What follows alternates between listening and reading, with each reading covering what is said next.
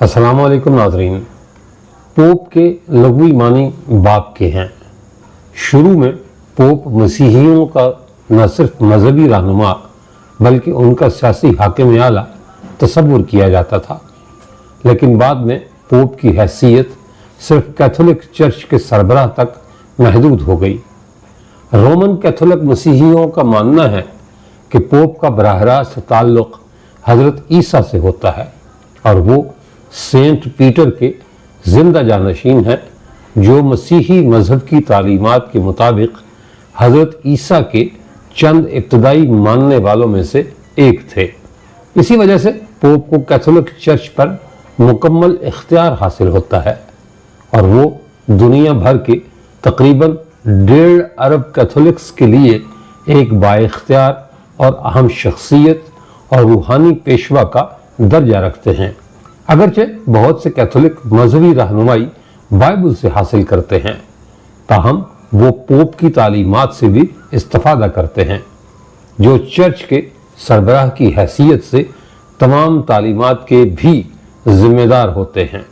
दुनिया में मसीही मजहब को मानने वालों में से तकरीबन निस्फ रोमन कैथोलिक हैं, जबकि प्रोटेस्टेंट और आर्थोडॉक्स मसीही पोप को तस्लीम नहीं करते।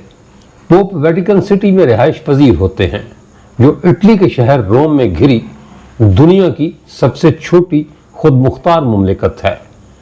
पोप को तनख्वाह नहीं मिलती, लेकिन उनके तमाम अखराजात वेटिकन उठाता है। हज़रत ईसा के बाद से आज तक पापाइयत का सिलसिला कभी मुनक़ता नहीं हुआ।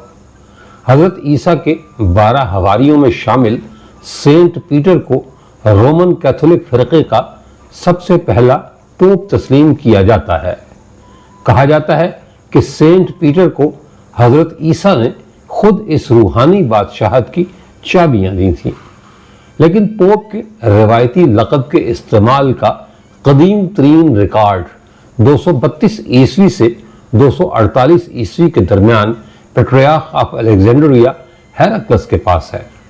अंग्रेजी में पोप के लक़ब का सबसे कदीम तज़किरा 10वीं सदी ईस्वी के वस्त का है, जब ये 7वीं सदी के रोमन पोप विटेलियन के हवाले से इस्तेमाल हुआ था।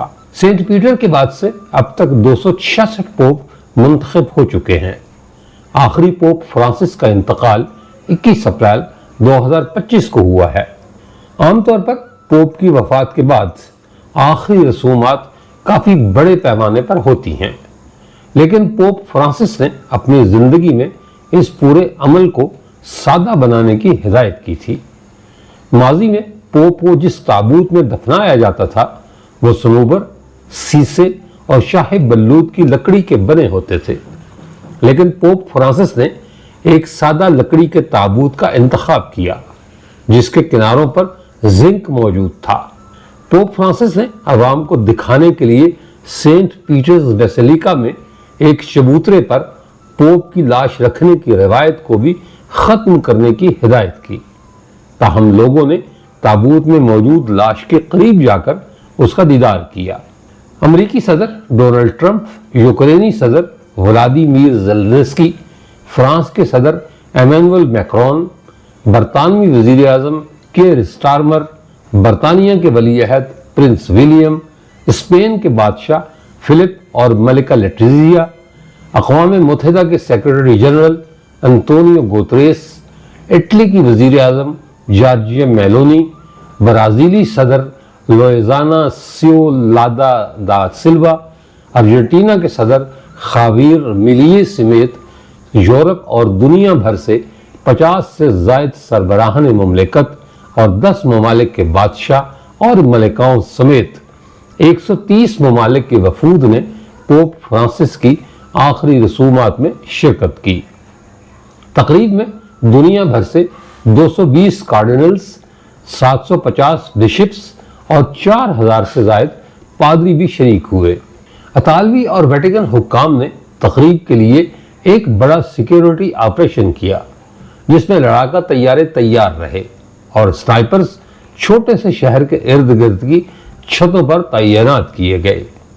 आखिरी रसूमात के दौरान सेंट पीटर्स स्क्वायर में सुर्ख रंग के कार्डिनल اور جامنی رنگ کے بشپ بیٹھے ہوئے تھے اور ان کے سامنے عالمی شخصیات تھیں۔ پوپ کے سادہ سے سائپرس تابوت کو ایک پیلی سلیب سے ڈھانپا گیا تھا۔ پوپ فرانسس کی آخری رسومات ویٹیکن کے 9 روزہ سوگ کے پہلے مرحلے میں ادا کی گئیں۔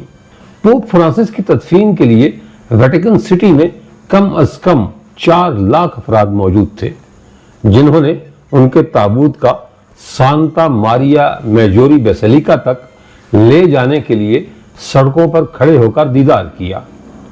بیسیلیکا ایک ایسے چرچ کو کہتے ہیں جسے ویٹیکن کی جانب سے خصوصی درجہ اور مراعات دی جا چکی ہوتی ہیں۔ پوپ فرانسس پہلے پوپ تھے جنہیں ویٹیکن سے باہر دفنایا گیا۔ پوپ فرانسس کی وفات کے بعد اب رومن کیتھولک چرچ کو اپنے نئے مذہبی پیشوا کے انتخاب کا مرحلہ درپیش ہے۔ پوپ کا انتخاب سینئر پادری کرتے ہیں جنہیں کارڈینلز کہا جاتا ہے، اور یہ انتخابی عمل صدیوں سے انتہائی خفیہ طریقے سے انجام دیا جاتا ہے۔ ویٹیکن نے اعلان کیا ہے کہ ان کارڈینلز کا اجلاس 7 مئی سے سسٹین چیپل میں شروع ہوگا۔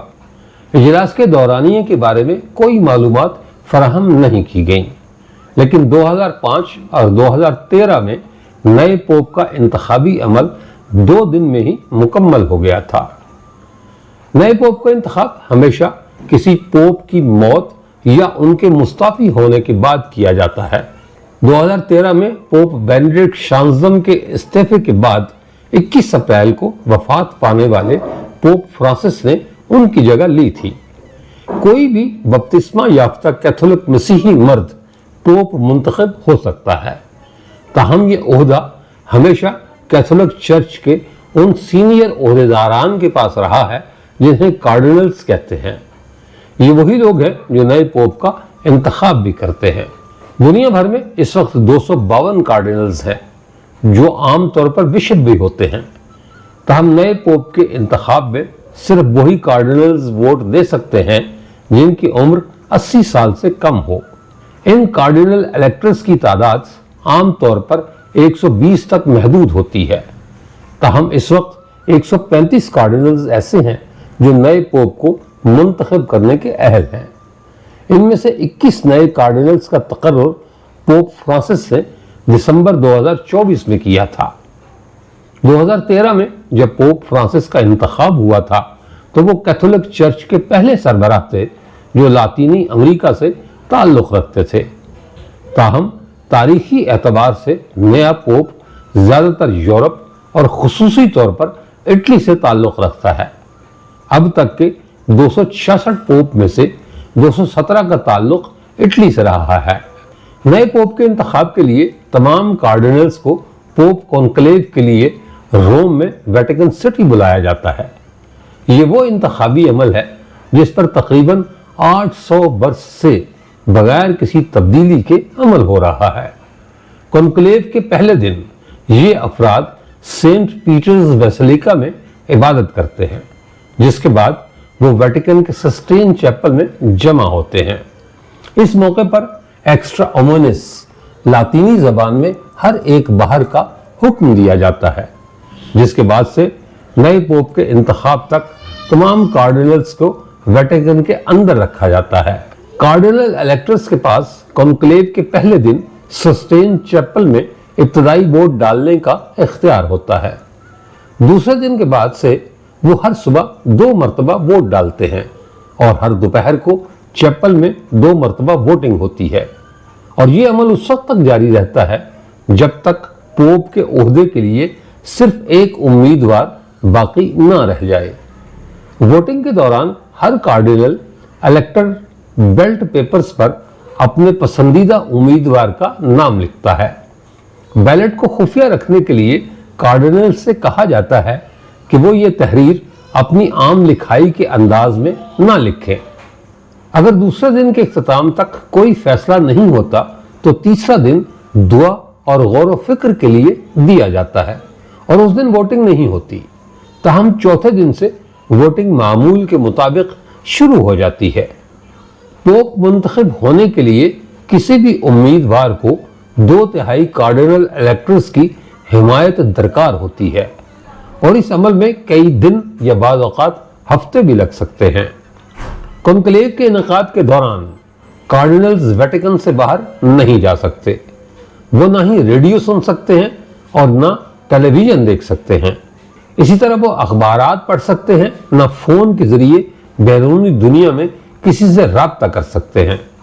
اس دوران کارڈینلز کے کوارٹرز میں عمارت کی دیکھ بھال کرنے والے عملے، ڈاکٹروں اور ان کے اعترافات سننے والے پادریوں کے علاوہ کسی کو داخلے کی اجازت نہیں ہوتی اور ان سب افراد کو بھی رازداری کا حلف دینا پڑتا ہے۔ ووٹنگ کے عمل کے درمیان انتخاب کرنے والے اور معمر ہونے کی وجہ سے ووٹ دینے کے لیے نااہل کارڈینلز اپنا تمام وقت امیدواروں کی متعلقہ خوبیوں پر بحث کرنے میں صرف کرتے ہیں۔ تاہم کسی امیدوار کو کھلے عام انتخابی مہم چلانے کی اجازت نہیں ہوتی۔ ویٹیکن کا کہنا ہے کہ کارڈینلز روح القدس سے رہنمائی حاصل کرتے ہیں، تاہم اس کے باوجود کسی بھی امیدوار کی حمایت حاصل کرنے کا عمل بہت سیاسی سمجھا جاتا ہے۔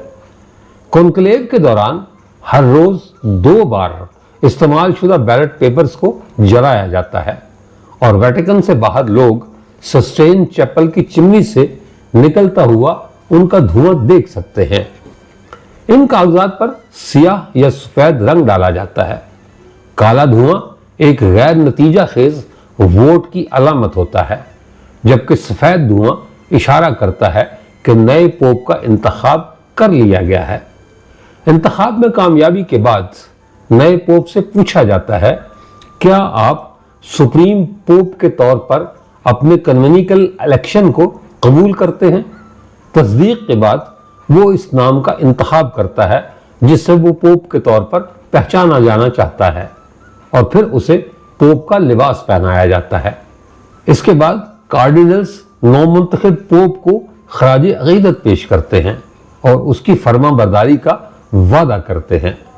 اسی دوران سینٹ پیٹرز بیسیلیکا کی بالکنی سے نیچے موجود ہجوم کے لیے لاطینی زبان میں ایک اعلان کیا جاتا ہے جس کے الفاظ ہیمبس پاپام ہیں، یعنی کہ ہمارے پاس ایک پوپ ہے۔ اس کے بعد نئے پوپ کا نام سامنے آتا ہے اور وہ بالکنی میں آ کر ایک مختصر خطاب کرتا ہے اور دعا دیتا ہے۔ اس کے بعد کنکلیو کے دوران ہونے والی ووٹنگ کے ہر دور کے نتائج پوپ کو دکھائے جاتے ہیں، جس کے بعد انہیں سر بمہر کر کے ویٹیکن آرکائیوز میں رکھ دیا جاتا ہے اور صرف پوپ کے حکم پر ہی دوبارہ کھولا جا سکتا ہے۔ آج کے لیے اتنا ہی، اپنا خیال رکھیے گا، اللہ نگہبان۔